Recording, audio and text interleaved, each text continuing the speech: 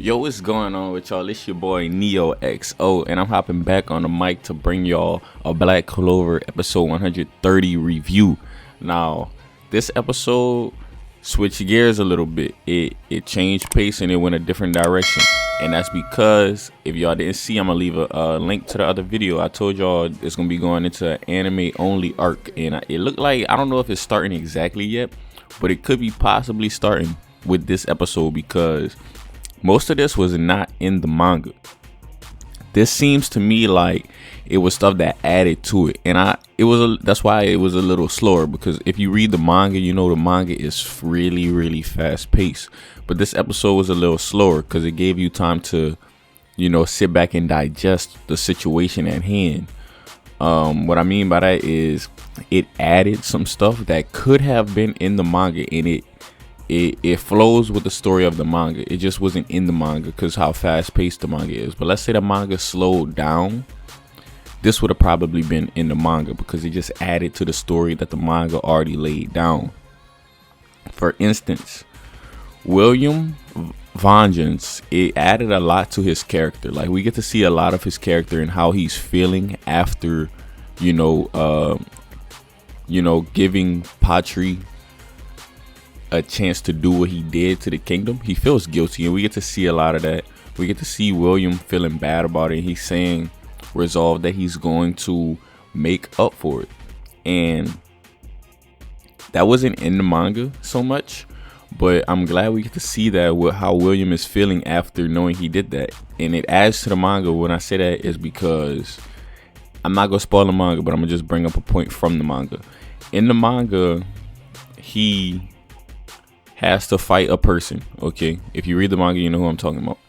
And he does everything in his power to try to beat this person. And in this episode right here, it's pretty much saying that, it's foreshadowing that, oh, I'm gonna do whatever I can to beat this person. And you can tell from this episode that wasn't, adapted from the manga, that he's taking it personal. You know what I mean? So that means when in the anime we finally get to that fight, it's gonna have a lot more weight to it, because he's building up tension towards his resolve. He has a resolve to defeat this person, and whenever he fights it, it's gonna lead to more resolve to beat him, and it's gonna lead to more heart and stuff like that. But this episode did add a lot of stuff that wasn't in the manga, just to slow it down a little bit, because as you know, it's coming close to the manga. So pretty much in the beginning we have like a bootleg Wizard King, because we know Wizard King Julius is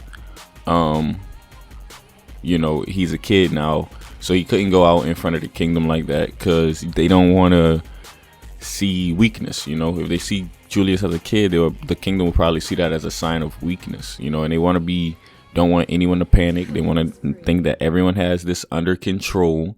So they have this guy, and he pretends to be the Wizard King. We see the Magic Knights lined up and stuff like that. We see Vangeance. We get a lot of Vangeance in this. I like how they're fleshing out Vangeance's personality. He's a really calm, chill, and collected guy.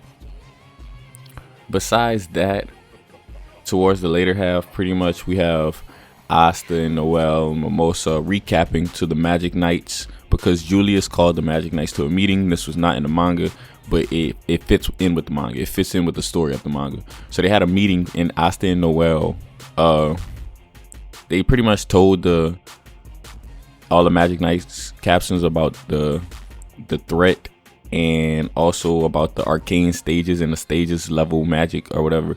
So pretty much they building it up. Like that. And pretty much this is a lot of build up. And they also pardoned the former captain of the Purple Orcas. I think pretty much I cover all of the main topics in this episode. Something else I want to touch on.